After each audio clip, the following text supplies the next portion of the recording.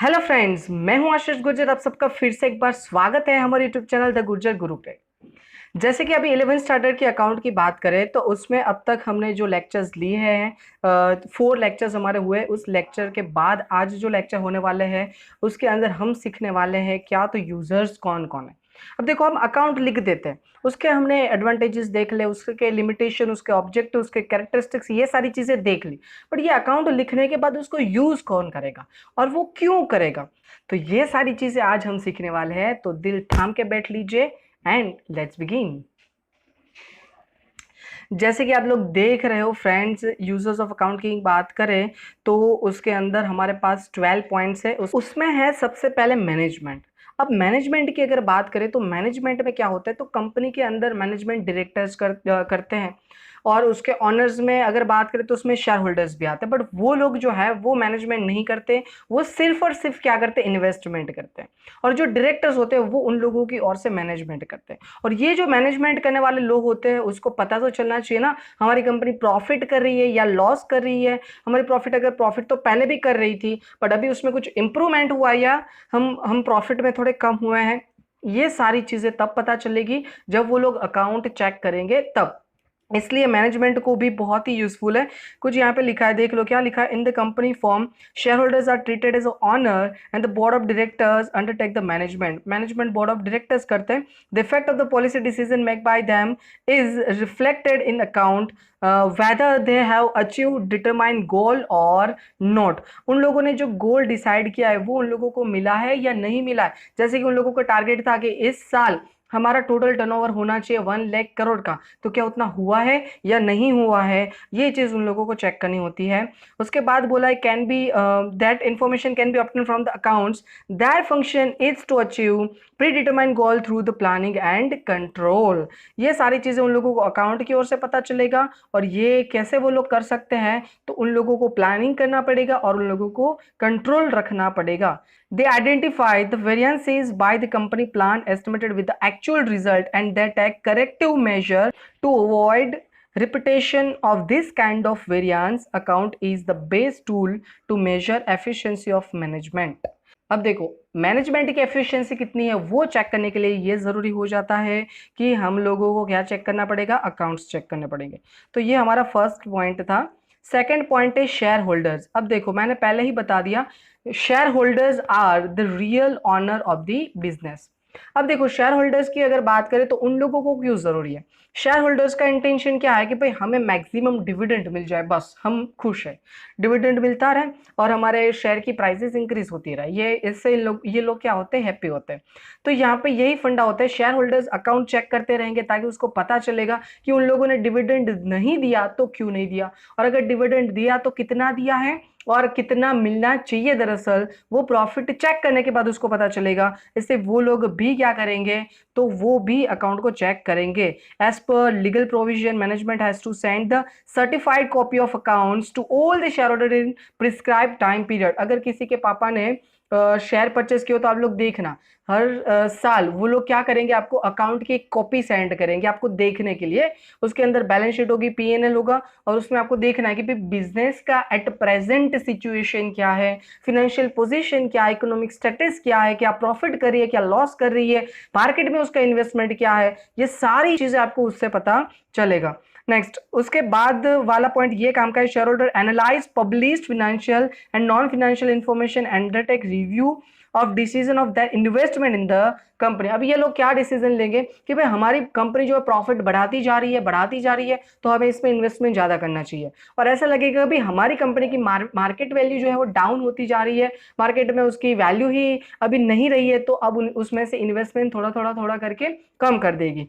तो ये share holders का काम है, इसलिए ये लोग चेक करते हैं अकाउंट्स। नाउ देन आफ्टर है पोटेंशियल शेयर होल्डर्स।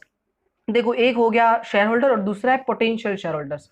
अब ये पोटेंशियल शेयर होल्डर्स क्या होता है, सपोज मान लो कि आपकी कोई एक बड़ी कंपनी है, मुझे उसमें इन्वेस्ट करना है, मैं पूरा रिसर्च करूंगा और फिर मैं पूरा इंटेंस आपकी कंपनी के अंदर इन्वेस्ट करना चाहता हूं। तो ये मैं जो इन्वेस्ट करने की पूरी की पूरी इच्छा जो है मेरी, इसलिए मैं पोटेंशियल हो गया। पर मैं चेक तो करूंगा अकाउंट्स कि आप प्रॉफिट कर रहे हो या लॉस कर रहे हो। अगर प्रॉफिट कर रहे हो तो कितनी हद तक प्रॉफिट कर रहे हो, आपकी जो फर्म है उसका टोटल टर्नओवर कितना है, आपकी फर्म का टोटल असेट कितना है, लायबिलिटी कितना है, ये सारी चीजें मुझे देखनी पड़ेगी, तब जाके मैं इन्वेस्ट करूंगा। इसलिए मैं कौन हो गया, पोटेंशियल शेयर होल्डर। मैं शेयर होल्डर हूं नहीं, अगर मैं शेयर होल्डर हूं तो मैं एग्जिस्टिंग शेयर होल्डर माना जाऊंगा, बट मैं बनने वाला हूं, इसलिए मैं पोटेंशियल शेयर होल्डर्स माना जाऊंगा। एग्जैक्टली, तो ये लोग इसीलिए ही चेक करते हैं अकाउंट। देन आफ्टर फोर्थ है क्रेडिटर्स। अब देखो क्रेडिटर्स मतलब कौन, जिसके पास से हमने उधारी पे, क्रेडिट पे परचेस किया है, तो इस बंदे को हमें पेमेंट करना पड़ेगा। अब देखो परचेस करने के बाद हम उसको बोलते हैं 1 महीने के बाद पेमेंट कर देंगे। 1 महीना हो गया, उसके बाद हम उसको कॉल करके बोलते हैं भाई इस बार तो नहीं हो पाएगा, बट हमें थोड़ा टाइम पीरियड बढ़ा दो, 1 महीना और कर दो। अब वैसे करते ही जा रहे हो तो क्रेडिटर क्या देखेगा कि भाई मुझे तेरे फाइनल अकाउंट चेक करने दे, तो क्या तेरी हालत है, वो फाइनल अकाउंट चेक करेंगे और फिर उसको पता चलेगा कि क्या ये प्रॉफिट कर रहा है, ये सच में ही लॉस कर रहा है। अगर प्रॉफिट कर रहा है तो वो बोलेगा भाई तेरी अच्छी खासी प्रॉफिट हो रही है यहां से, तो मुझे अपना रिपेमेंट कर सकता है। अगर लॉस हो रहा है तो वो बंदा कुछ नहीं बोलेगा, ठीक है चल तुझे टाइम पीरियड दे दिया।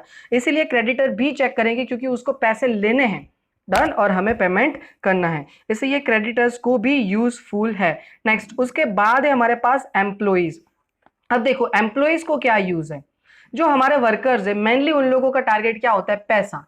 भाई हम उसको सैलरी देते हैं तो वो लोग को थोड़ा इंटेंशन होता है, जैसे कि एवरी ईयर सैलरी में इंक्रीमेंट दो, हमें कुछ बोनस दो, हमें कुछ कमीशन दो, कुछ रेम्यूनरेशन एक्स्ट्रा दो, इन शॉर्ट कुछ बढ़ावा दो, कुछ ना कुछ ज्यादा दो, ऐसी उसकी एक्सपेक्टेशन होती है ना। ऐसा बोला जाता है ना कि हर एक एम्प्लॉय को ऐसा लगता है कि हम जितना काम करते ना उतना हमारे एम्प्लॉयर नहीं देते, उससे कम देते, और हर एक एम्प्लॉयर को ऐसा लगता है कि ये जितना काम करते हैं उससे ज्यादा हम उसको पेमेंट करते हैं। तो ये सारी चीजें रहती यहाँ पे, तो एम्प्लॉयज क्या करेंगे, अकाउंट चेक करेंगे, भाई इस बार बोनस क्यों नहीं दिया, भाई इस बार हमारा इंक्रीमेंट क्यों नहीं हुआ है, अगर हुआ तो क्यों कम हुआ है, ये सारी चीजें उन लोगों को चेक करनी है। और अगर उसमें कुछ भी गफला लगेगा उसको, तो वो लोग क्या कर सकते हैं, उन लोगों का भी बहुत बड़ा यूनियन होता है, वो लोग फिर से आपको अप्लाई करेंगे और रिक्वेस्ट करेंगे कि आप लोग जो है वो हमारी सैलरी इंक्रीज करो, हमें बोनस दे दो, एक्सेट्रा एक्सेट्रा, ये सारी चीजें। एज वेल एज उन लोगों की जॉब सेफ्टी भी उसको चाहिए। कभी कभी क्या होता है, जैसे कि रिसेशन होता है, जैसे कि या तो फिर अभी की बात कर लो, लॉकडाउन है, तो बहुत सारी कंपनी ने क्या कर दिया,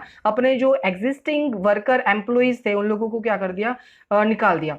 तो ये सारी चीज होती है, तो हमें ऐसी कंपनी में रहना है कि जहां पे जॉब सिक्योरिटी है, कुछ भी हो जाए वहां से हम नहीं निकलेंगे। जैसे कि हम रिलायंस की बात कर लें, ये लॉकडाउन में सब लोगों को लॉस हुआ, जबकि जो रिलायंस इंडस्ट्री है उसका क्या होगा, तो उसके ऊपर जो भी बर्डन था, उसकी जो भी लायबिलिटी थी वो जीरो हो गई। उन लोगों ने वादा किया था 31 मार्च 2021 तक वो लोग कंप्लीट कर देंगे, बट उसने उससे पहले ही कंप्लीट कर दिया, तो उसको बहुत बड़ा फायदा हुआ। तो रिलायंस इंडस्ट्री में जो लोग होंगे उन लोगों को क्या फायदा है, चलो चाहे वर्क करना पड़े या ना करना पड़े, उसको सैलरी मिल जाएगी इस लॉकडाउन में। समझ में आया, इसलिए बड़ी कंपनी में सब लोग चाहते कि उसमें उन लोगों को जॉब मिले। नेक्स्ट उसके बाद है हमारे पास टैक्स ऑथोरिटीज। अब देखो टैक्स अथॉरिटी की बात करें तो अगर हम पैसे कमाते ना, तो टैक्स वालों को है ना यहाँ पे ही ध्यान रहता है, ये कौवे जैसे है, वैसे ऐसे बोल नहीं सकते, वैसे हमारी वो रिस्पॉन्सिबिलिटी उसको देने की। जैसे एग्जांपल ले रहे, उन लोगों को क्या इंटेंशन रहता है कि भाई हम, ये लोग कमा रहे हैं उसमें से शेयर ले, ये कमा रहे मैं ले लूँ, मैं कमा रहे मैं ले लूँ, ये उसका इंटेंशन रहता है। और गवर्नमेंट को हम ही तो पैसे देंगे तभी तो ये चलेगा ना। तो ये टैक्स अथॉरिटीज क्या होती है कि भाई आपका टोटल प्रॉफिट कितना है, उस प्रॉफिट के ऊपर आपको टैक्स पे करना है। इसीलिए जब भी वो टैक्स आप पे कर रहे हो उस टाइम पे अगर उन लोगों को कुछ भी डाउट लगेगा ना कि भाई इस बंदे ने कुछ घपला किया है, तो आपके पास आएंगे, तो उस टाइम पे आपको क्या करना है, आपको अकाउंट दिखाना है। या तो फिर जब भी आपको टैक्स पे करना है, जब भी आपको रिटर्न फाइल करना है, उस टाइम पे भी आपके पास अकाउंट होगा, तब जाके आप अच्छे से क्या कर सकते हो, रिटर्न फाइल कर सकते हो। टैक्स लायबिलिटी आपको पता चलेगी, उसमें अलग अलग डिडक्शन होते हैं, अलग अलग एग्जम्पशंस होते हैं, ये सारी चीजें अलग अलग होती है। तो ये तब भी पता चलेगा जब आपने अच्छे से अकाउंट लिखा होगा। और टैक्स अथॉरिटी भी इसका अच्छे से यूज करेगी कि भाई आपने सही इन्फॉर्मेशन दी है या नहीं दी है, गलत इन्फॉर्मेशन दी है, सारी चीजें वो लोग देखेंगे। उसको स्क्रूटिनी बोलते हैं, जब लोगों को डाउट होता है वो लोग आपके घर पे आते हैं तब।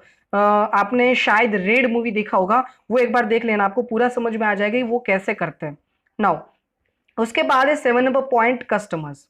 अब देखो, अब आप सोचोगे सर हर एक बंदा जो है वो देखता है, आगे के सब समझ में, पर कस्टमर क्यों देखेगा। सपोज मान लो कि आप लोग कभी बाटा के शूज परचेस करने गए या तो फिर रिबॉक के शूज परचेस करने गए, तो आप लोगों ने उसके फाइनल अकाउंट चेक किए, कभी नहीं किया। अब देखो वैसा रूल है कि जब भी आप कोई चीज़ परचेस करते हो किसी भी कंपनी की, तो उसके आर्टिकल देख लो, एओए देख लो, एमओए देख लो, ये चीज़ देख लो, उसमें जो रूल्स लिखे उसको पढ़ लो, पर हम कोई पढ़ते नहीं है। सेकंड चीज, अकाउंट की बात करें तो सब लोग अकाउंट क्यों पढ़ते हैं उसकी बात कर लेते हैं।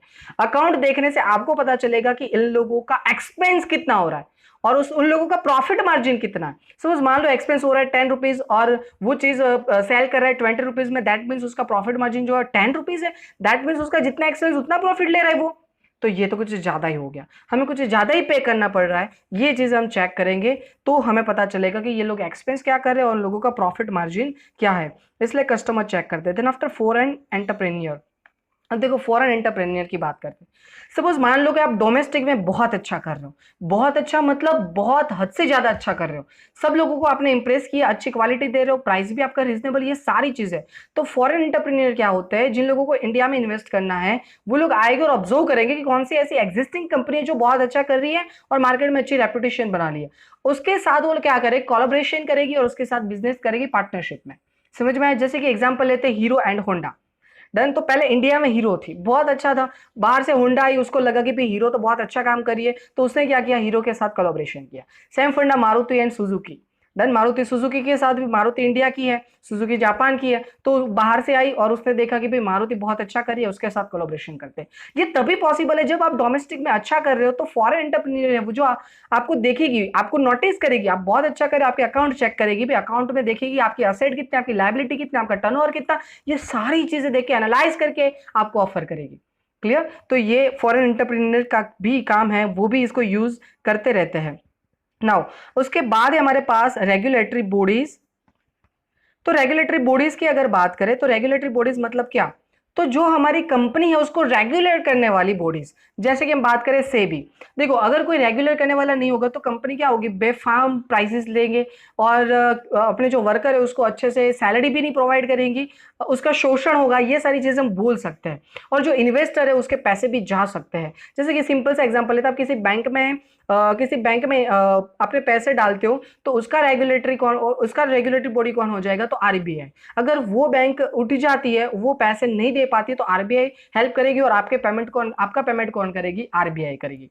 तो ऐसा ही कुछ यहाँ पे होता है रेगुलेटरी बॉडीज में। देखो यहाँ पे लिखा है company form of business is control either by government, या तो गवर्नमेंट कंट्रोल करेगी, और regulatory bodies form by the government, कोई रेगुलेटरी बॉडी है जो गवर्नमेंट फॉर्म करती है वो करेगी। क्यों? So that the general public will not have any kind of financial loss due to any step और एक्टिविटीज ऑफ द कंपनी। क्योंकि हमारा जो जनरल पब्लिक है उसको एक्टिविटी जो कंपनी कर रही है तो फिर जो स्टेप ले रही है उससे लॉस होता है, उन लोगों को बर्डन ना उठाना पड़े इसलिए। और ये रेगुलेटरी बॉडी क्या होती है, जैसे कि ये सेबी है, याद रख लेना full form, security and exchange board of India. दूसरा है IRDA, insurance regulatory development authority, ये भी याद रख लेना, फुल फॉर्म में पूछेंगे।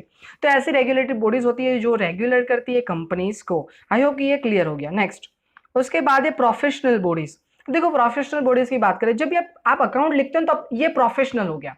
डन, तो अकाउंट लिखने से आपकी रेपुटेशन पहले तो बढ़ने वाली है, और दूसरा आपकी जो प्रोफेशनल बॉडीज है, जैसे कि और ज्यादा क्लियर करते हैं, आप अकाउंट किसके पास लिखवाओगे, बोलो सोचो।